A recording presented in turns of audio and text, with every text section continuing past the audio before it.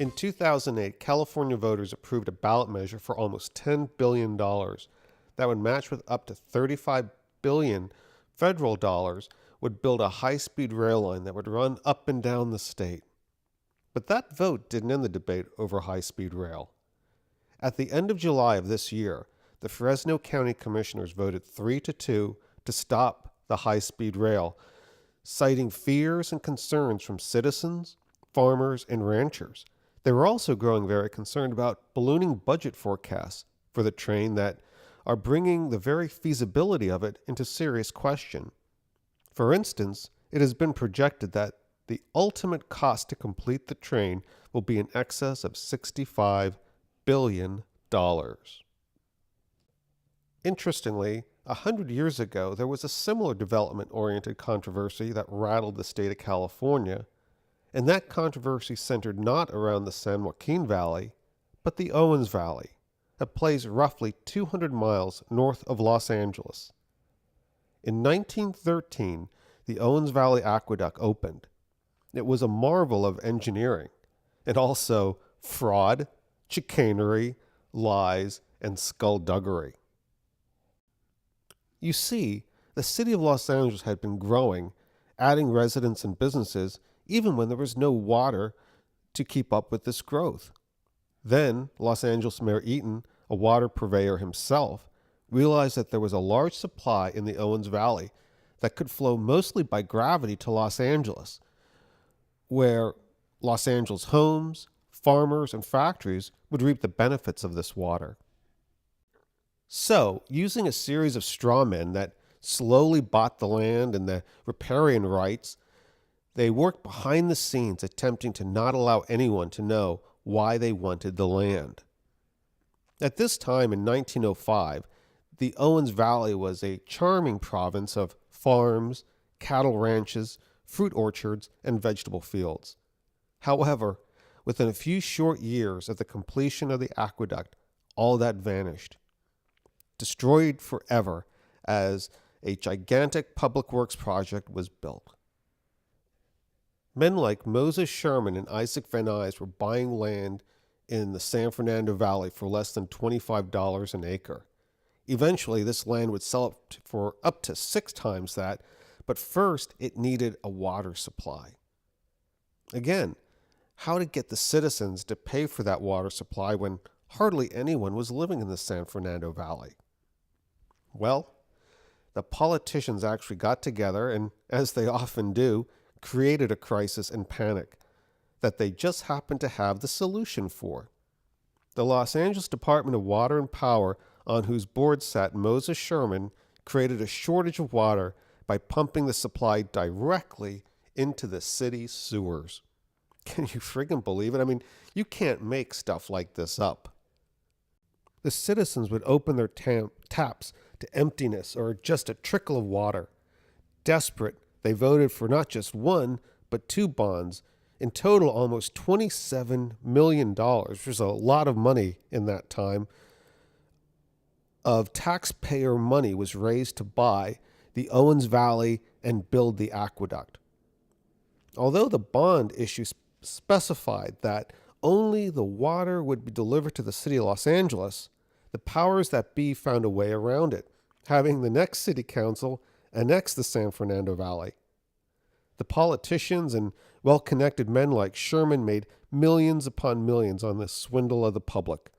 These men are now immortalized in the names of cities, towns, and boulevards across the San Fernando Valley, and their dark deeds glossed over by history.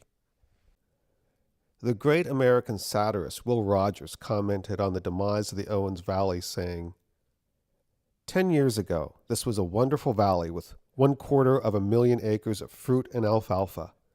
But Los Angeles had to have more water for its Chamber of Commerce to drink toast to its growth, more water to dilute its orange juice, and more water for geraniums to delight the tourists.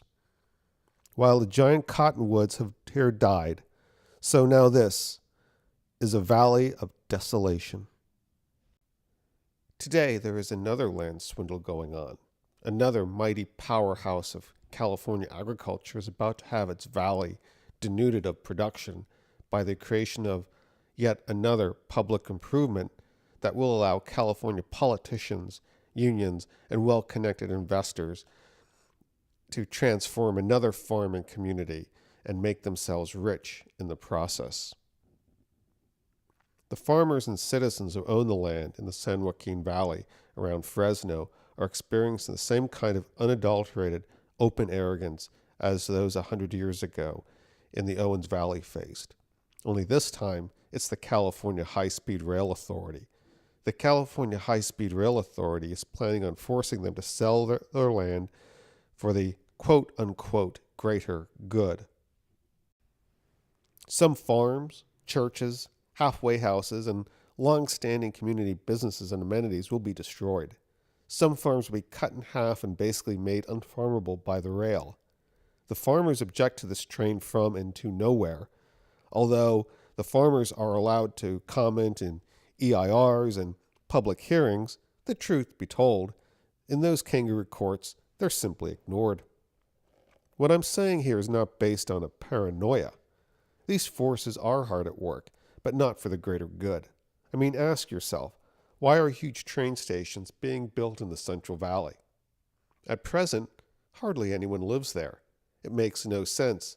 That is, of course, unless the plan is to get a whole lot of people to move there in the near future. So, let's look at the basics of the high-speed rail's design. It's a train being built to go between Los Angeles and San Francisco. The price difference between the two is expected to be only a few dollars of the price of flying by plane and will take almost twice as long. Not really a choice most business travelers or even tourists are likely to regularly make. Our opinion here at the Center for Progressive Urban Politics is that the train is not about a route between Los Angeles and San Francisco. It's about the route between the Central Valley to either San Francisco and or Los Angeles. The time from the Valley to the Bay Area is about an hour, a commuter norm. This latest scheme is about using taxpayer money to build an infrastructure that will support the destruction of the Central Valley as a place of cultivation and replace its farming with dense urban development and future population growth. This scheme also dovetails nicely with Proposition 2 that was on the last ballot. You see, Proposition 2 is not about storing water for the present population where that population currently lives. Rather, it's for future populations in the Central Valley. Remember, you heard it here first because it's California's future. The politicians and their donors are building companies as straw men and buying land that they will develop and personally profit immensely from. In closing, understand what is at risk here. The Central Valley, of which the county of Fresno and the San Joaquin Valley are part, is one of the world's most productive agricultural regions. More than 230 crops are grown there on less than 1% of the total farmland of the United States. The Central Valley produces 8% of the nation's agricultural output by value. Virtually all non-tropical crops are grown in the Central Valley, which is the primary source for a number of food products throughout the United States, including tomatoes, almonds, grapes, cotton, apricots, asparagus, to name a few. There are some 6,000 almond growers that produce more than 19 million pounds a year. And that's about 90% of the world's supply of almonds. So that is what will ultimately be destroyed here, America's most vital and profitable farmland. If they create this high-speed commuting lane between Fresno and the Bay Area, within 10 years, the Central Valley will not be able to feed itself, let alone the state or the country. You know, the past is prologue. It's still Chinatown, Jake.